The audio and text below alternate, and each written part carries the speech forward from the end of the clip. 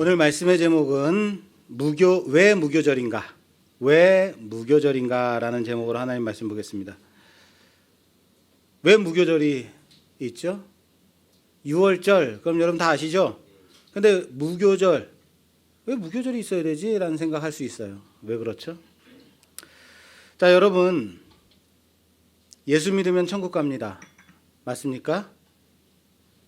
아니에요? 몰랐어요? 자, 예수 믿으면 천국 갑니까? 어디 또 목사님이 또 나를 함정에 빠뜨리려고 의심하지 마세요. 예수 믿으면 천국 갑니다. 자, 그래서 믿음이 중요해요. 기독교에서 믿음이 왜 중요해요? 예수 믿으면 천국 가니까 믿음이 중요한 거예요. 자, 그럼 이렇게 물어볼게요.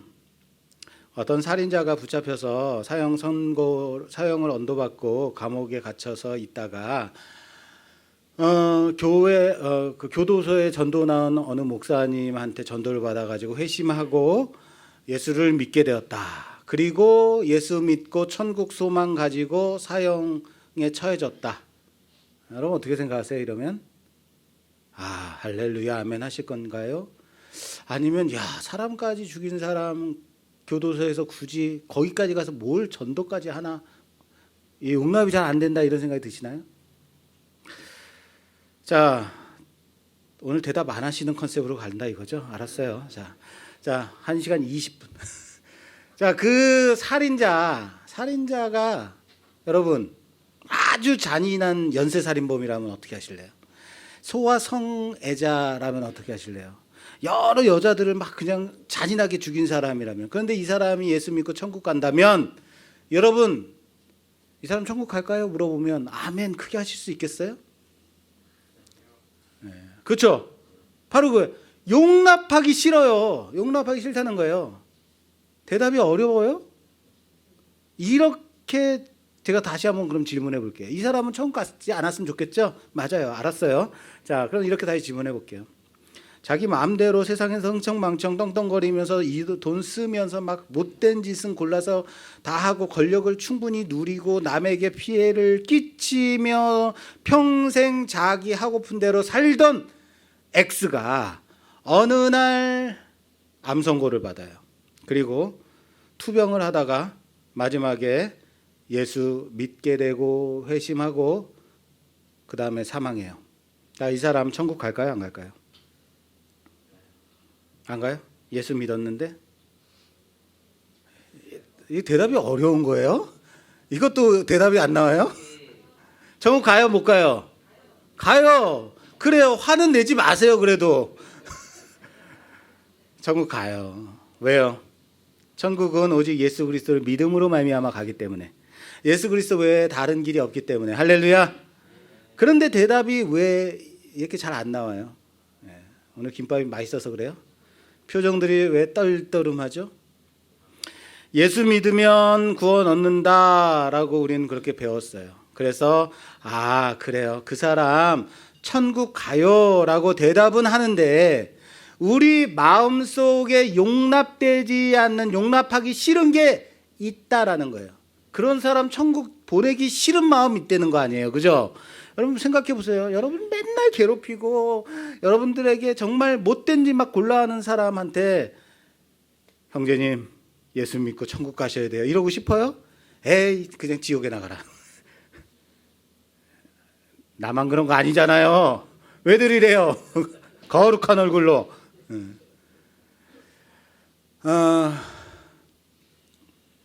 왜 목사님은 교도소 선교 가서 전도하고, 왜 교회 병원 신방 가가지고 전도해가지고 정말 이렇게 보내기 싫은 사람 예수 믿게 해서 그런 고민을 하게 하나?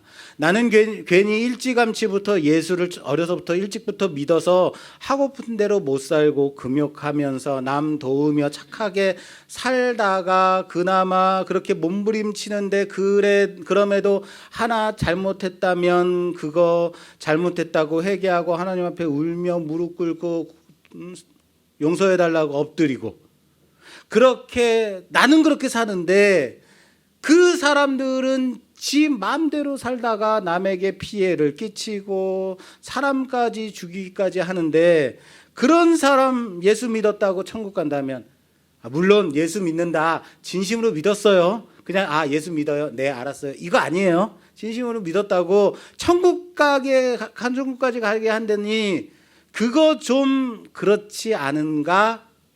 이런 마음 있어요, 없어요? 있다고요. 맞아요. 이런 마음은요, 저도 있어요. 솔직히 목사인 저도 그런 사람, 좀 천국엔 안 오고 우리 같은 사람만 있으면 좋겠는데 이런 마음 든단 말이에요. 이거 어떻게 설명해야 될까요? 그럼에도 불구하고 천국 간다. 어떻게 해결해야 돼요? 그냥 믿고 넘어갈까요? 나만 구원받았으면 땡 하고 그쪽은 쳐다보지도 않고 생각하지도 말까요? 그러면 그냥 해결이 되나요? 그래서 기독교가 참 어려운 거예요. 기독교가 그래서 어려운 거예요. 왜 하나님은 예수 믿으면 구원받는다라고 말씀하셨나? 왜 예수 믿으면 구원받는다 하셔서 그런 인간들 죄다 천국 들어가게 하셨는가라는 이런 불만 생기더라라는 거예요. 적어도 천국 가는 조건, 죽기 전 10년 전부터는 예수를 믿고 착하게 살고 남 돕고 봉사 충성 헌신 해야 천국 간다라고 하면 어때요? 좀 이해는 되죠. 좀 나은데 말이죠. 그죠? 오늘 제가 이 질문을 이따 결론부에 가서 다시 할 거예요. 그리고 이 부분에 대한 적어도 정답은 아닐지라도 최소한의 방향을 좀 제시해 보려고 합니다. 그러기 위해서 오늘 설교 말씀을 잘 들어야 돼요. 할렐루야. 설교 말씀을 잘 들어야지 이따가 대답하시는 거예요. 아셨죠? 네, 설교가 조금 난해할 수 있어요. 왜? 제목부터 그렇잖아요. 왜 무교절인가? 6월절이라면 모르지만 왜 무교절 절기를 우리가 배워야 되는가? 자, 우리는 지난 시간까지 6월절의 의미에 대해서 살펴봤죠. 여러분, 하나님이 원하시는 것이 이스라엘이 단지 종되었던 애굽에서 나오는 것, 출애굽하는 것, 이건가? 그것 때문에 하나님께서 10가지 표징을 애굽 땅에 내리신 건가? 아니라고 했어요. 우리가 지금 보는 이 성경, 우리가 이 본문 성경이 지금 뭐예요? 그렇죠. 출애굽기. 예, 어렵지 않아요. 출애굽기라서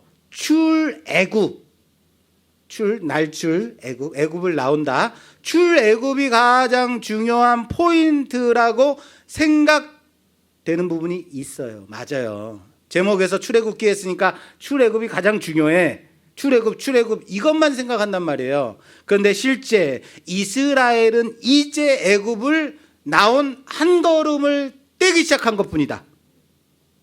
출애굽이라는 것은 애굽을 나온 한 걸음 뗀 거예요. 10가지 표징을 통해서 애굽을 망하게 하시는 것이 하나님의 목적이 아니라 그랬어요. 이스라엘로 애굽을 출애굽시키는 것도 그 목적이 지금 아니라고 말하고 있는 거예요. 그럼 중요한 게 뭐예요? 그것을 우리는 단번에 십자가 위에서 피 흘려 죽으신 하나님의 어린 양으로 오신 예수님을 통해서 그 의미를 지난 시간에 짚어봤어요. 그죠? 그러니까 6월절까지는 은혜가 됐단 말이에요. 자, 예수님이 오시기 전 약 1200~300년 전, 500년 전 약 그 전에 행해진 첫 번째 6월절을 통해서 하나님의 우리를 향하신 구원의 계획과 그리고 예수 그리스도를 예표함을 통해서 우리에게 임한 그 구원이 어떻게 예언되었고 증명되었고 증거되었는가를 보는 거예요. 6월절. 그것까지 우리 지난 시간에 봤단 말이에요. 다시 말해서 하나님의 10가지 표징의 목적은 단지 출애굽이 아니다. 그런데 그것이 10가지 표징을 내리신 것이 단지 출애굽이 목적이 된다면 하나님은 한 방으로도 애굽을 KO시키고 이스라엘을 애굽에서 꺼내실 수 있다. 알잖아요. 그죠? 한 방에도 끝낼 수 있어요. 그런데 굳이 10가지 표징까지 간 이유, 장자 재앙까지 와야 되는 거예요. 그러나 하나님은 이스라엘로 첫 유월절 어린 양을 잡아서 그 피를 문설주와 임방에 바르게 하시고 그 고기를 구워서 쓴 나물과 무교병과 함께 급하게 먹게 하시죠. 이것은 단지 종되었던 애굽을 나옴이 그 목적이 아니라 하나님의 택함 받은 백성으로 그 부르심 받은 자녀로 구원의 여정을 시작하게 하심이다라는 거예요. 다시요. 하나님의 구원받은 백성으로 그 구원의 여정을 시작한다라는 거예요. 애굽을 나오는 것으로 끝나는 게 아니라 구원의 여정의 시작. 할렐루야. 벌써 수면 위로 가시면 안 됩니다. 아직 멀었어요. 자, 그래서 유월절을 우리가 그렇게 살펴봤는데 유월절로 끝나는 게 아니라 그 유월절은 다시 무엇으로 연결되냐면 무교절로 연결되는 거예요. 유월절로 절기가 끝이 아니라 유월절은 무엇으로 연결된다? 무교절. 그렇다면 오늘 우리는 이 무교절에 대해서 살펴봄으로 인해서 하나님의 우리를 향한 그 구원의 마음, 하나님께서 우리를 구원하시기 위한 그 구원의 계획하심에 대해서 좀 하나님의 마음이 어땠는지 좀 짐작하는 시간이 되었으면 좋겠다는 거예요. 무엇을 통해서? 무교절 절기. 그러면 자, 무교절이 어떤 절기인지 알아야겠죠? 자, 무교절 어떤 절기예요? 일주일 동안 뭐 하는 절기예요? 7일 동안 무교병 먹는 절기예요. 자, 무교병이 무슨 음식이냐면 누룩을 넣지 않은 빵인 거예요. 누룩을 넣지 않은 빵이거나 떡, 우리로 말한다면 영어로 누룩 넣지 않는다. 누룩, 영어로 이스트. 베이킹 파우더요, 소다. 이거 넣지 않은, 이스트를 넣지 않은 빵이나 떡을 말하는 거죠. 여러분, 빵을 만들 때 맛있는 빵을 만들기 위해서는 밀가루를 반죽해요. 그리고 거기다 버터를 넣고 설탕을 넣고 우유를 넣고 계란을 풀어서 이스트 넣고 뜸을 들이면 어떻게 돼요? 반죽이 점점 부풀어 오르죠. 그리고 그렇게 구우면 아주 맛있는 빵이 되는 거예요. 부드럽고 맛있는 빵. 그런데 이 누룩을 넣지 않고 빵을 구우게 되면, 만들게 되면 그냥 뻣뻣하고 딱딱한 그냥 구운 밀가루 반죽인 거예요. 밀가루 반죽을 구워서 내놓으면 그게 뭐다? 무교병. 맞아요. 무교병이에요. 맛없는 빵인 거예요. 그러나 하나님은 일주일간 이스라엘로 이 무교병을 먹으라는 거예요. 맛없는 빵, 딱딱한 빵, 이거 먹으라는 거예요. 하나님은요, 출애굽하는 이스라엘에게 이제 종되었던 애굽을 너희들이 나왔으니까 너희들이 먹고 싶은 대로 실컷 맛있는 빵 먹어라, 맛있는 거 먹고 싶은 거 가서 뷔페에서 골라 먹어라, 이러면 어떻겠어요? 좋잖아요. 이젠 종이 아니니까 이젠 눈치 봐가면서 몰래 주인 몰래 맛있는 거 골라 먹고 이럴 필요 없어요. 그냥 자유를 누리면 되는 거예요. 출애굽했으니까 자유이니까 맛있는 거 먹어라 라고 하시면 될 텐데 굳이 맛없는 빵을 먹으라고 하시는 이유는 무엇인가? 왜 무교절이 필요했는가라는 것을 묻는 거예요. 왜 무교절이 필요했을까요? 왜 이렇게 맛없는 빵을 먹어야만 했을까요? 그것도 하루도 아니고 일주일 동안. 자, 이유는 이겁니다. 첫 번째로 시행된 이 무교절은요, 그럴만 했어요. 무교병을 먹어야만 했어요. 왠지 아십니까? 장자의 재앙이 임한 그날 밤에 이스라엘은 급하게 반죽한 것을 옷자락에 싸서 어깨에 짊어지고 애굽을 떠나야만 했다라는 거예요. 급하게 나가야만 했어요. 그리고 애굽을 나와서 이제 광야에서 그들은 여유 있게, 우리 이제 광야로 나왔으니까 여유 있게 반죽을 부풀리면서 맛있게 만난 빵 구워 먹자 할 여유가 있다 없다? 없어요. 왜? 뒤에서 누가 쫓아와요? 애굽이 쫓아와요.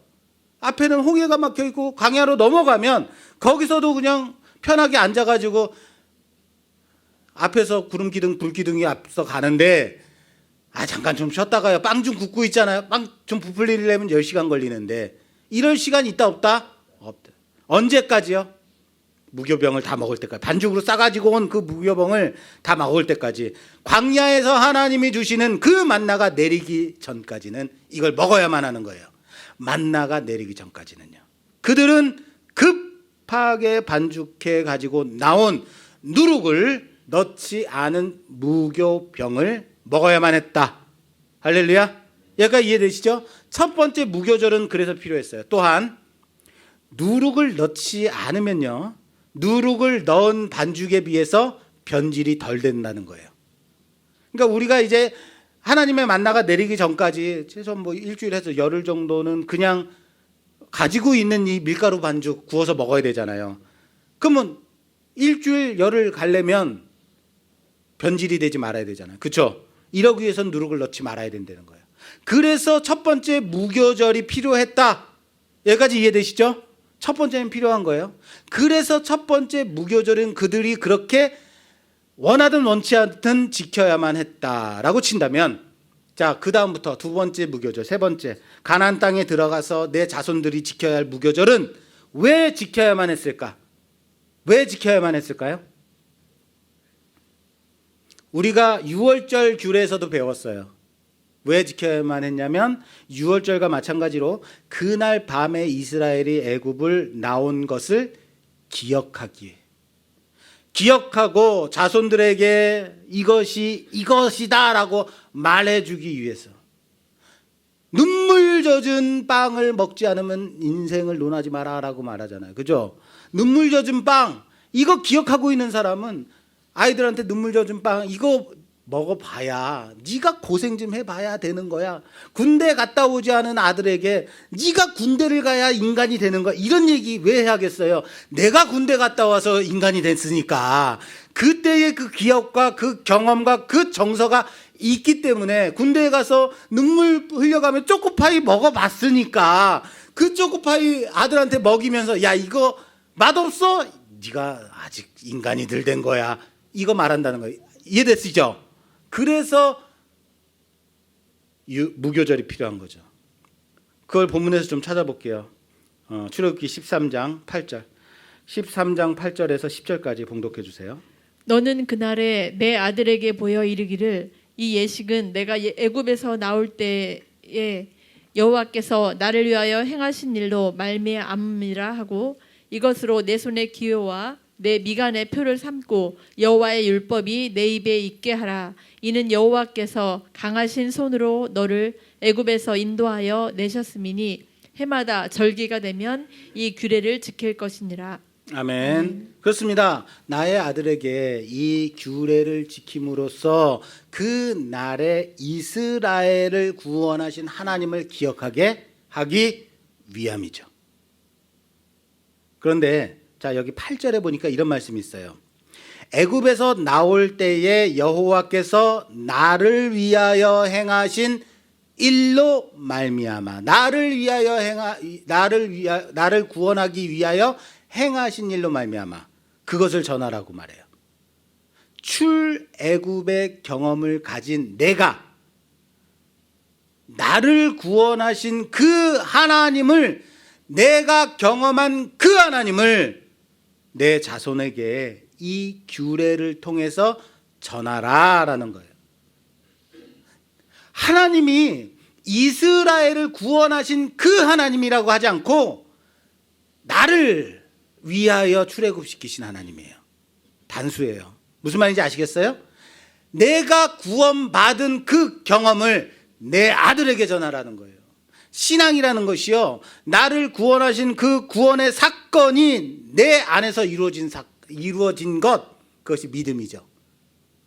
나를 구원하신 그 사건, 그것이 내 안에 이루어진 것, 이것이 믿음인 거예요. 그것을 믿는 것이. 그런데 나를 구원하신 그 사건을 내 아들에게 전하는 것, 그것이 신앙이라고, 신앙의 전달이라고요.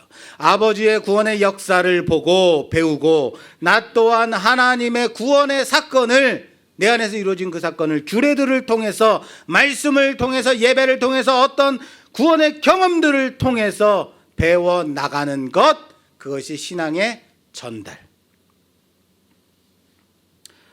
여러분, 그렇기 때문에 구원이 뭐예요? 라고 묻는 자녀들에게, 친구에게, 사람들에게 그냥 그런 건 목사님한테 물어봐, 전도사님도 있잖아 라고 말하지 말라고요. 그냥 믿어 라고 하지 말라고요. 교회 그냥 다니면 되지 뭘 그런 걸 귀찮게 물어봐 하지 말라고요. 무슨 말입니까? 내가 경험한 그 하나님을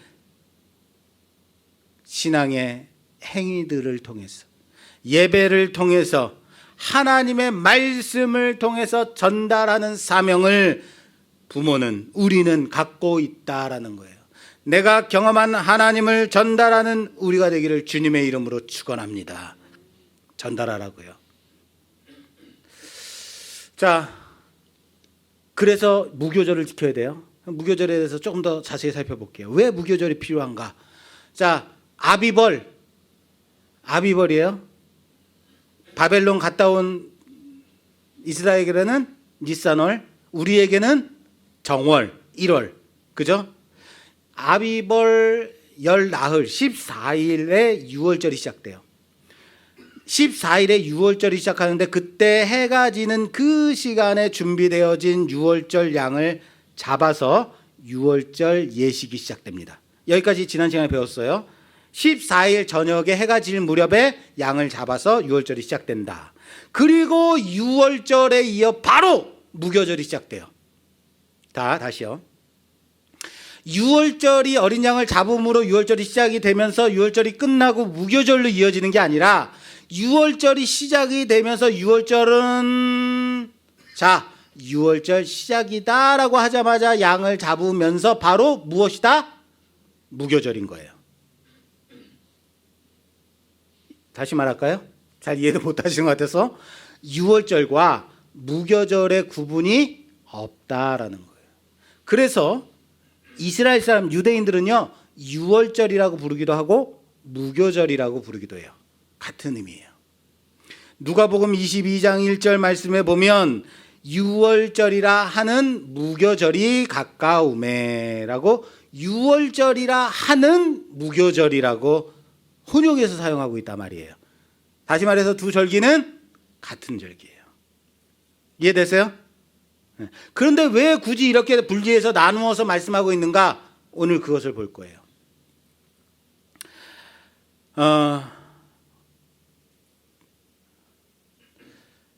이것을 우리는 구원의 연속성이라고 할게요. 6월절이 무교절로 바로 이어지는 것. 구원의 연속성이라고 우선 저는 부를게요. 자, 적어도 지금까지 저는요, 출애굽기의 중요한 주제가 단지 애굽을 나오는 것 아니라고 그랬어요. 그렇게 주장하고 있어요. 출애굽이 가장 중요한 포인트 아니다. 그렇다면 뭐가 중요한디? 뭐가 중요하죠? 출애굽기에서 중요한 것은요, 뭘까요? 자, 출애굽한 이스라엘에게 출애굽이라는 것은 지금 우리에게 적용한다면 애굽 땅에서 종살이하던 이스라엘이 출애굽했어요. 이것을 지금 우리에게, 현재를 살고 있는 우리에게 적용한다면 출애굽은 무엇일까요? 무엇에 해당할까요? 구원의 시작이라고 말할 수 있겠죠. 출애굽, 애굽에서 종살이하던 자들이 나온 거죠. 구원의 시작, 출애굽의 시작. 이게 중요하다고요. 이거 조용히 좀 눌러주세요. 자, 예수 믿으면 구원받습니다. 믿으십니까? 그럼 우리는 언제든지 네 하고 구원받습니다 라고 물어보면 네, 아멘이라고. 자, 그리고 그 다음은요? 근데 그 다음을 우리는 가르쳐 주질 않아요. 예수 믿으면 구원 얻습니다. 그럼 아멘, 할렐루야 하고 끝. 예수 믿으면 구원 받습니다. 믿습니까? 네, 믿습니다. 하면 아유, 잘 됐네요. 그 다음은 없어요. 예수 믿음으로 구원 받는다. 그리고 그 다음 뭐죠? 그 다음은 구원 받았으니까 할렐루야 아멘 하고 끝나더라 라는 거예요. 우리 기독교가요. 우리는 구원 받는 것을 최대의, 예수 믿는 것을 최대의 목적으로 생각하기 때문에 기독교가, 잘 들으세요. 여기부터 어려워요. 마치 애굽에서 종살이 하던 이스라엘 백성들이 하나님께 간구하죠. 애굽을 나가게 해주십시오. 하나님, 우리를 애굽에서 나가게 해주세요라고 간구하는 것처럼. 그래서 하나님께서 출애굽하면 어떻게 돼요? 끝인가요? 출애굽 시켰어요. 6월절로. 그래서 출애굽했더니 출애굽기가 끝났나요? 우리 지금 몇 장 보고 있어요? 출애굽기 12장. 출애굽기 몇 장까지 있어요? 40장까지. 13장, 12장, 13장 보고 있다고요. 출애굽기가 아직 안 끝났어요. 하나님 우리를 구원해달라고, 종살이 하더니 애굽 땅에서 꺼내달라고 그렇게 간구했더니 출애굽을 시켰어요. 끝! 아니라고요. 그런데 우리가 믿는 기독교, 예수 믿으면 구원받습니다. 믿습니까? 했더니 아멘 했더니 그 다음을 제시하지 않는 거예요. 우리 기독교 그렇게 가난한 기독교 아닌데, 그렇게 작은 기독교 아닌데, 그 정도밖에 안 되는 기독교 아닌데 말이에요. 이스라엘이 출애굽하면 그 다음에 뭐 할 거냐 이거예요. 출애굽한다면 뭐 해야 돼요? 출애굽하면 이젠 광야의 생활이 있어야 하는 거죠. 광야가 있잖아요. 그리고 가나안 땅, 아브라함과 이삭과 야곱이 살아왔던 그들의 조상의 땅, 그 약속의 땅에 들어가야만 하는 거잖아요. 이게 있단 말이에요. 광야를 살아내야 되고 가나안 땅에 들어가야만 하는 것, 이게 있단 말이에요. 출애굽하면요. 애굽에서 떠나는 출애굽은 바로 그런 거예요. 말 그대로 하나님이 이스라엘을 종되었던 곳에서 구원하신 사건. 그렇다고 그것으로 출애굽기가 끝났다라고 하지 않죠. 그렇죠? 아직도 우리에겐 출애굽기 40장까지의 기나긴 여정이 남아있다라는 거예요. 이제 겨우 12장 13장 보고 있는데 말이죠. 누가 끝이래요? 이렇게 말해 볼게요. 출애굽은 구원의 시작이다. 자, 따라서 합시다. 출애굽은 구원의 시작이다. 이제 진짜 시작이에요. 이제 진짜 하나님께서 보여주고 싶은 구원의 여정이 시작된 거예요. 구원의 뭐라고요? 여정이 시작이에요. 이스라엘은 이제 광야 교회를 세워가야만 하는 사명을 가졌어요. 하나님의 군대로 만들어져 가는 거룩한 전쟁을 싸워야만 하는 자들이게. 그리고 끝내 그 약속의 땅 가나안 땅에 들어감으로 약속의 땅을 차지해야 하는 사명을 성취해야 하는 자들, 이스라엘인 거예요. 할 일이 너무 많아요. 지금까지는 하나님께서 애굽 땅에서 끌어내셨다면 광야를 걸어가야 되는 자들, 광야의 생활을 해야 되는 자들, 가나안 땅에 들어가 그것을 차지하는 자들 누구라고요? 이스라엘이 살아내야만 한다고요. 아시겠어요? 출애굽한 이스라엘은 종살이에서 끝, 불행 끝, 행복 시작, 그거 아니라고요. 예수 믿으면 천국 갑니다. 예수 믿으면 천국 갑니다. 아멘 할렐루야 끝 아니라고요. 여기서 끝내지 마십시오. 우리 기독교 그렇게 가난한 신앙 아니라고요. 그렇게 작지 않다고요. 지금까지 기독교가 예수 믿으면 천국, 불신, 지옥 이것만 강력하게 주장했더니, 그렇게 전했더니 그 다음이 없더라고요. 예수 믿으면 만사형통, 행복 시작. 그런데 정말 그렇던가요? 만사형통, 행복 시작되던가요? 출애굽이 구원의 시작이라고 말했어요. 마찬가지로 예수 믿음으로 그 구원이 내 안에서 시작된 거예요. 구원의 여정이 예수 믿음으로 말미암아 우리 안에 시작됐다는 사실을 믿으시길 바랍니다. 시작은 됐지만 이스라엘이 앞에 있는 홍해를 건너야 광야 40년간을 살아내야 되고 그런 것처럼 예수 믿으니 모든 것이 다 해결되던가요? 아니라는 거죠. 예수 믿고 그나마 보이던 시력도 더 안 보여지고 전맹됐고, 예수 믿고 더 아프고 문제 더 터지고, 옛날 같았으면 못된 짓이라도 하고 사기라도 치고 그래서 문제를 해결하려고 할 텐데 이제 남 등도 치지 못하고 그런 거 아니던가요? 도리어 그렇게 못 살더라라는 거예요. 왜요? 왜 그런가요? 그게 무교절인 거예요. 구원의 시작 됐지만, 출애굽했지만 그들은 무교절을 지내야만 합니다. 광야를 건너야만 합니다. 유월절로 구원은 시작되었으나 그래서 행복 시작이 아니라, 그래서 끝이 아니라 구원은 이제 시작됐지만 이스라엘은 일주일간 딱딱하고 맛없는 무교병을 먹어야만 했다라는 겁니다. 출애굽은 시작됐으나 무교절의 고난이 함께 시작되고 있다라는 의미가 뭐다?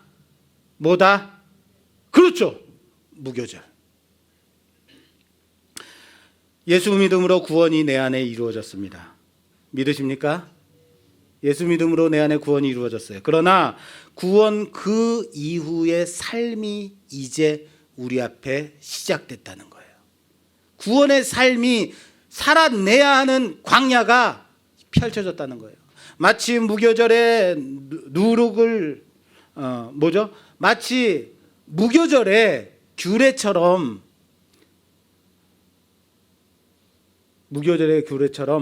홍해 앞에 선 이스라엘처럼 말이에요.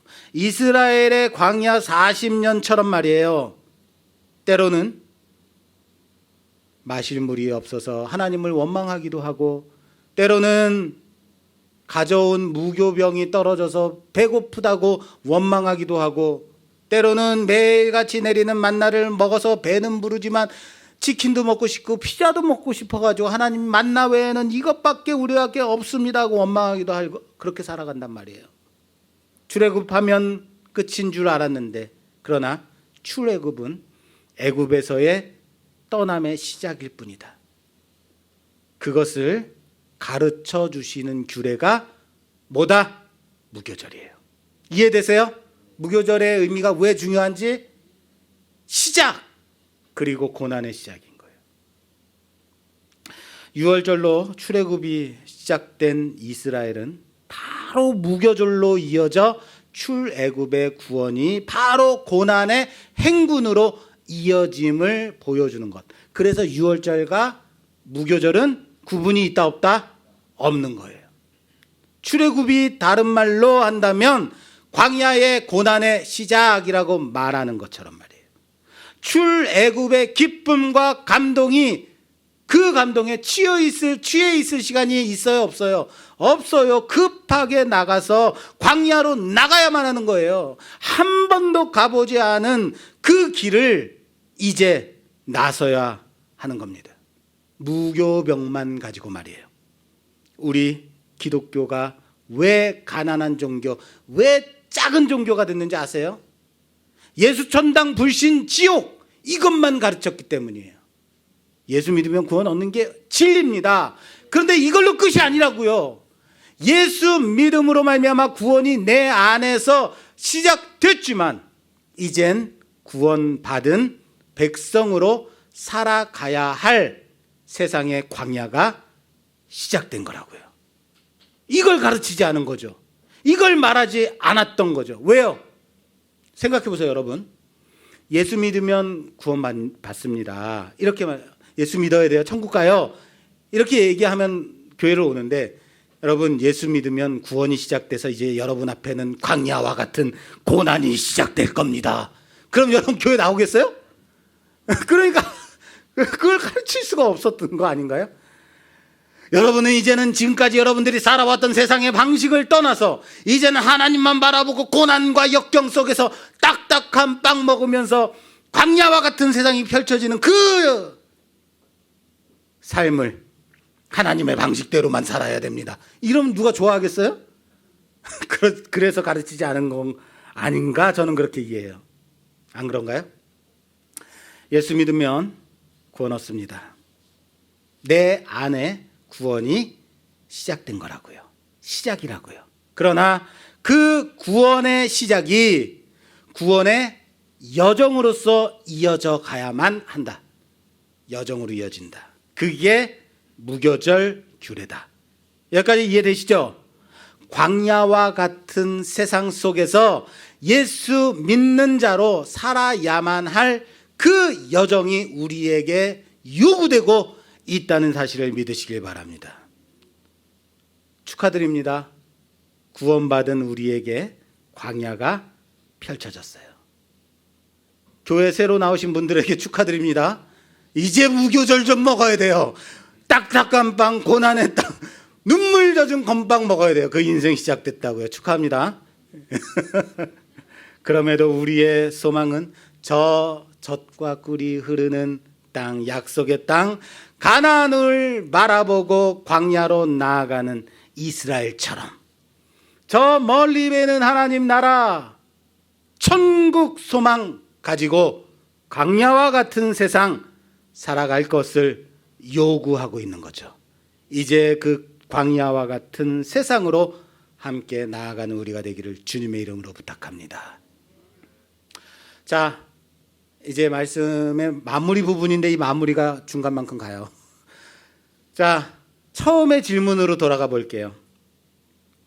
마음에 드는 확실한 정답은 아닐지는 모르지만 대답이 방향은 제시해 주겠다라고 그랬어요. 이거 뭡니까? 이거 표정이 무슨 질문이요?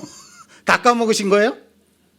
지 맘대로 살던 나쁜 놈이 떵떵거리면서 거들먹거리면서 남에게 피해를 주고 심지어는 살인까지 하고 그러던 나쁜 놈이, 범죄자가 끝판에 가서 그냥 그대로 죽었으면 속 시원하겠는데 끝판에 가서 예수 믿고 천국 까지 가. 이게 우리는 용납이 안 되더라라는 거예요. 그건 내가 못돼서가 아니에요. 인지상정이라고 하죠. 착한 사람 복 받고 나쁜 사람 벌 받고, 우리가 기대하는 정의인 거죠. 이게 그것 때문에 그런 거예요. 그런데 여기에서 우리가 분개하는, 용납하지 못하는 포인트가 어디에 있어요? 여기서 분개하는 포인트는 그 못된 놈이 지 맘대로 실컷 50년, 60년, 80년 마음껏 살다가 죽기 전에 예수 믿은 거죠. 죽기 전에 할 것 다 하고 80년 동안 살 것 다 살고 막판에 천국 갔다는 거예요. 여기에 우리의 붕괴가 있어요. 그렇죠? 죽기 전에, 여러분 만약에 죽기 전 한 10년 전부터 예수 믿어서 헌신하고 봉사하고 충성하다가 그러다 죽었어요. 그럼 성도의 죽음으로 인정할 수 있죠. 이 정도면. 그 정도는 10년 열심히 봉사했으니까. 그런데 왜 굳이 전도하지 말아도 될 사람을 굳이 전도해서 왜 믿게 하셨는가, 이거 따지고 싶단 말이에요. 왜 천국 보내시느냐라고 용납되지 않는 거예요. 분개하는 포인트가 어디에 있어요? 거기에 있는 거예요. 그렇지 않아요? 제가 앞에 경고 드렸어요. 나만 나쁜 놈 만들지 말라고요. 그래도 여러분의 목사입니다. 자, 이 문제제기 이면에는요, 이게 있어요. 예수 믿으면 천국 간다, 구원받아, 끝. 여기에 이게 있어요. 이 의식이. 예수 믿으면 천국 가, 끝. 끝이라고요. 뭐가 없어요? 우리 안에 예수 믿으면 천국 가, 끝이라는 의식이 있기 때문에 용납되지 않는 거라고요. 잘 생각해 보세요. 우리는 예수 믿으면 구원, 그것으로 끝이라고 배웠어요. 그렇게 생각해 왔어요. 그러니까 오랫동안 고생할 만큼 고생한 나는, 예수 믿고 착하게 산 나는 본전 생각나는 거죠. 그렇죠? 억울한 거죠. 왜 나는 50년 60년 그렇게 살아왔는데 쟤는 단 한 달 예수 믿고 회개해서 천국 간다니. 그래서 억울한 거예요. 아니에요? 이것 때문 아닌가요? 그런데 이것 때문에 기독교가 가난해져 버렸다고요. 기독교가 얼마나 풍성하고 얼마나 넓고 큰 종교인데 고작 여기에서 끝이 나버린, 그러니까 팍 가난해져 버린 거예요. 작아져 버린 거예요. 예수 믿으면 구원 받습니다. 이건 진리예요. 다른 길이 없어요. 여기까지는 알겠다고요. 여기서 끝내지 말라고요. 그리고 끝이 아니다. 이제 구원의 시작이라고 했어요. 여기로 넘어와야 돼요. 이제 시작된 거야. 여기로 넘어오라고요. 구원의 여정이 시작됐다라는 거예요.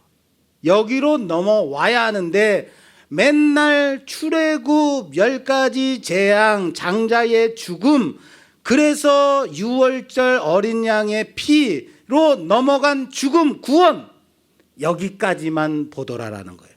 성경을 볼 때 출애굽기 12장 13장 보다가 이제는 1년이 더 넘어가 버렸어요. 뭐가 율법 나오니까 넘어가기 싫은 거죠. 성막 나오니까 안 보게 되는 거죠. 그러니까 출애굽기가 언제나 출애굽에서 끝나버리는 거예요. 무슨 말인지 아시겠어요? 어딜 봐야 돼요? 무교절을 가르치고 있잖아요. 사망이 넘어갔지만 출애굽의 시작과 함께 동시에 무교절이 시작됐다.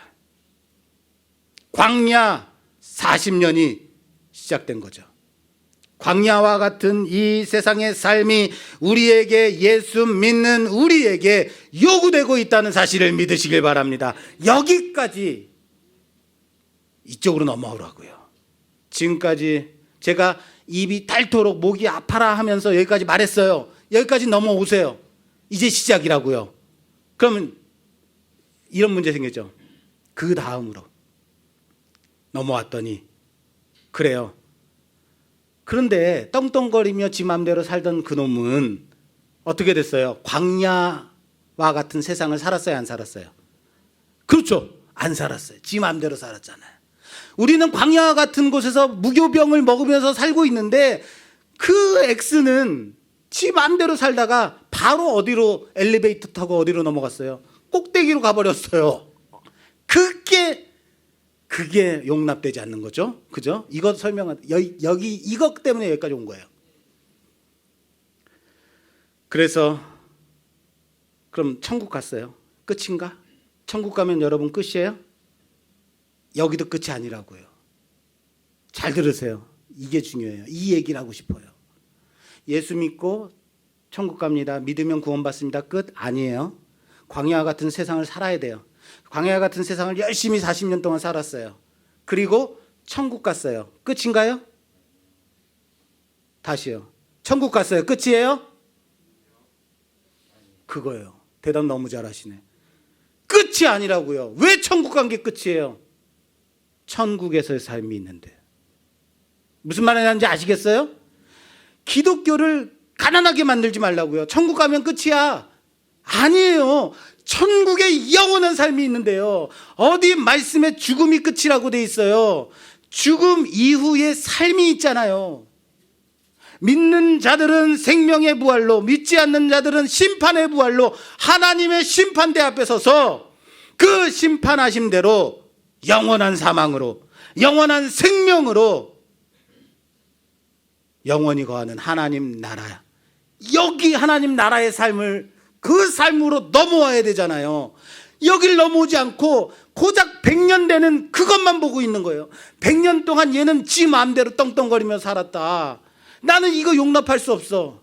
여러분, 우리의 인생 100년, 80년, 100년 친다면, 영원한 삶에 비한다면, 천년 만년 살 우리의 영원한 삶에 비한다면 80년, 100년은 어때요?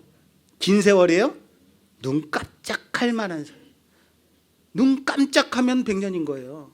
고작 요만큼 몇십 년 떵떵거렸다고 지금 그거 지 맘대로 살았다고, 게다가 예수까지 믿고 구원받았다고 왜 배 아파해요? 우리는 영원한 삶을 하나님 나라에서 살아가는 영원한 삶이 있는데 천국 가면 끝이다라고 끝 하지 말라고요.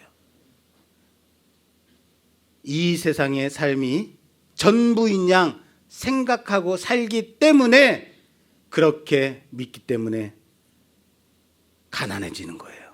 우리의 마음이 그렇게 협착해지고 쪼끔해지는 거예요. 다른 종교에서는 이것을 설명하지 못해요. 왜요? 영원한 삶이 없으니까. 우리에게는 하나님 나라에서 영원히 하나님을 찬양하고 살아가는 삶이 있다라는 사실을 믿으시기 바랍니다. 그래서 떵떵거리고 지 마음대로 살았던 그네들은 자기 마음대로 살다가 마지막에 예수 믿고 천국까지 가는 것, 그것에 대해서 우리가 배 아파해 하는 것 할 필요 있다 없다? 없다. 근데 한 가지 아직도 불만이 있어요, 여러분 얼굴에. 자, 이런 구도로 보지 말라고요. 이런 구도, 프레임을 좀 바꿔보세요. 어떤 구도로 볼 거냐면, 이 세상의 삶이 이 광야와 같은 세상 속에서 광야와 같은 세상에서 사는 것이 저 가나안 땅, 약속의 땅에 들어가서 살만한 이스라엘로 만들어가기 위한 과정으로서의 광야라면요, 내게 있어서 허락된 시간들이 하나님 나라에 들어가서 영원히 하나님 나라의 백성으로서, 그 하나님 나라에 걸맞는 자녀로서 삶의 방식을 천국의 백성답게 살만한 그 성도로 만들어지기 위한 훈련받는 기간이라면요, 지금이 그 포인트로, 그 프레임으로 본다면 좀 다르게 다가오지 않습니까? 우리들이 살아가는 지금 이 기간이에요. 우리는 평생토록 하나님 나라에 맞는 백성으로 길러지고 훈련받고 하나님 나라의 찬양대원으로서 성가 연습하면서 그렇게 만들어져 가는 거죠, 지금. 그래서 그날 아침에 그 나라에 올라가서 눈을 딱 떠봤을 때 이제 살아온 방식, 훈련받은 방식대로 배워왔던 그 연단받은 그 모습으로 하나님 나라에서 천국 시민답게 살면 되는 거죠. 왜요? 여기 광야와 같은 세상에 하나님 나라에서 살만한 백성으로 길러지는 훈련장이니까, 여기가. 그런데 자, 여기서 아주 늦게 헐레벌떡 올라온 그 나쁜 놈 있죠, 하나님 나라에 들어온 그 나쁜 놈. 광야와 같은 세상에서 훈련받지 못하고 않고 그냥 꾸역꾸역 올라온, 성가대 연습하지 않고 갑자기 테너 하겠다고 들어온 그 나쁜 X. 연습하지 않고 이 사람 어떻게 할 건가? 이 나쁜 놈. 그 사람이 어떤 마음일까요? 천국 시민으로 천국에서 잘 살까요? 아니면 천국에 적응하지 못하고 퇴출될까요? 어떻게 할까요? 천국에서 그 사람 못 살까요? 아니요, 아주 잘 살아요. 무슨 말인지 아시겠어요? 아주 잘 살아요. 어쩌면 광야 같은 세상에서 열심히 훈련받은 우리보다 더 천국 시민답게 잘 살 거예요. 왠 줄 아세요? 전혀 모르시겠다는 누가복음 갈게요. 누가복음 7장 37절에서 47절. 좀 깁니다. 교독할게요. 누가복음 7장. 자, 이거 보고 말씀 마무리 짓게요. 누가복음 7장 37절에서 47절 교독할게요. 그 동네에 죄를 지은 한 여자가 있어 예수께서 바리새인의 집에 앉아 계심을 알고 향유를 담은 옥합을 가지고 와서 예수의 뒤로 그 발 곁에 서서 울며 눈물로 그 발을 적시고 자기 머리털로 닦고 그 발에 입 맞추고 향유를 부으니 예수를 청한 바리새인이 그것을 보고 마음에 이르되 이 사람이 만일 선지자라면 자기를 만지는 이 여자가 누구며 어떠한 자 곧 죄인인 줄을 알았으리라 하거늘. 예수께서 대답하여 이르시되 시몬아 내가 내게 이르기를 말이 있다 하시니 그가 이르시되 선생님 말씀하소서.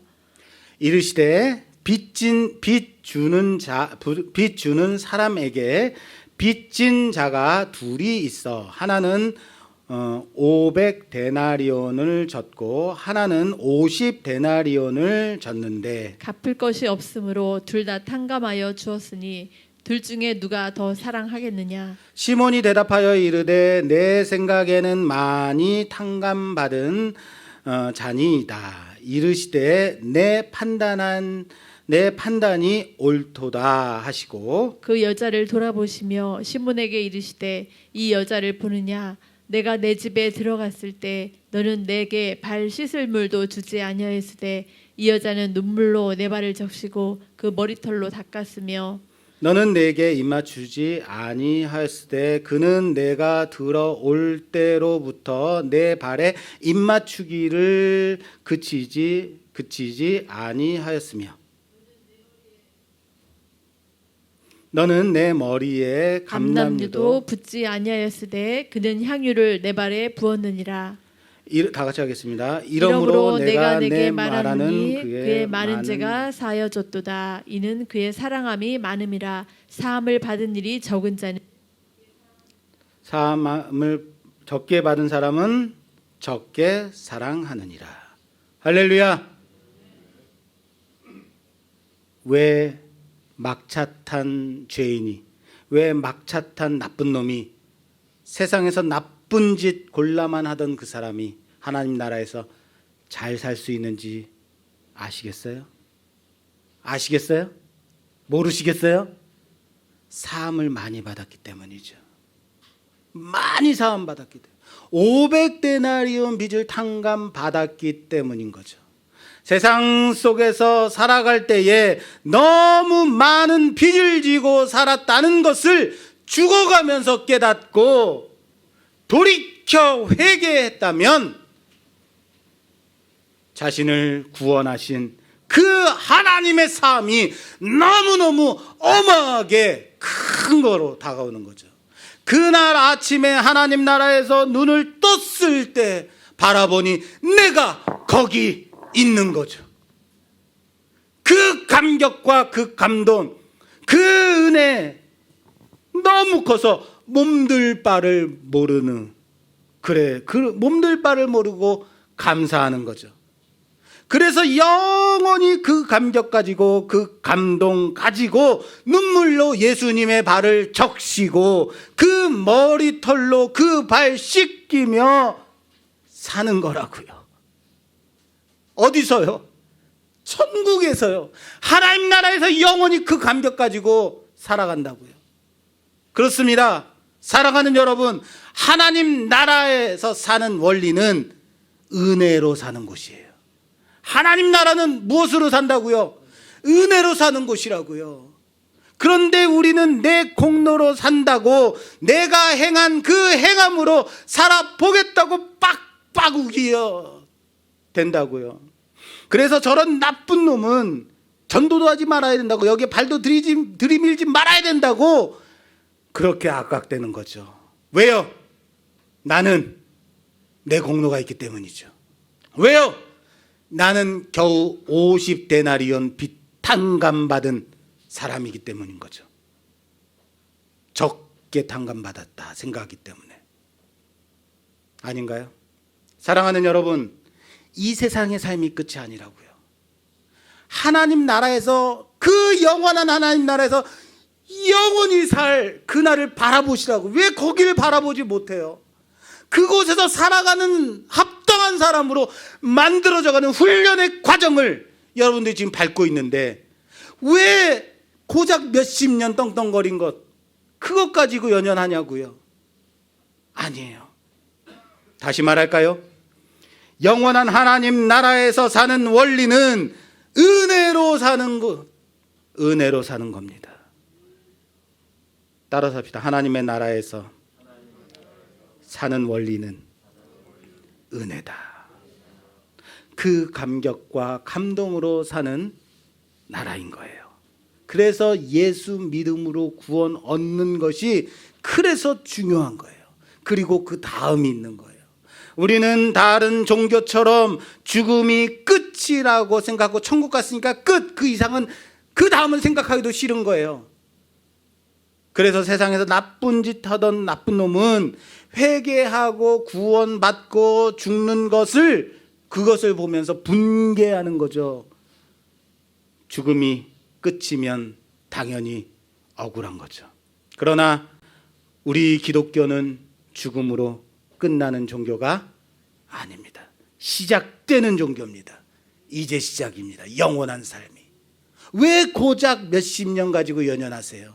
왜 고작 그 몇십 년 가지고 억울해하세요?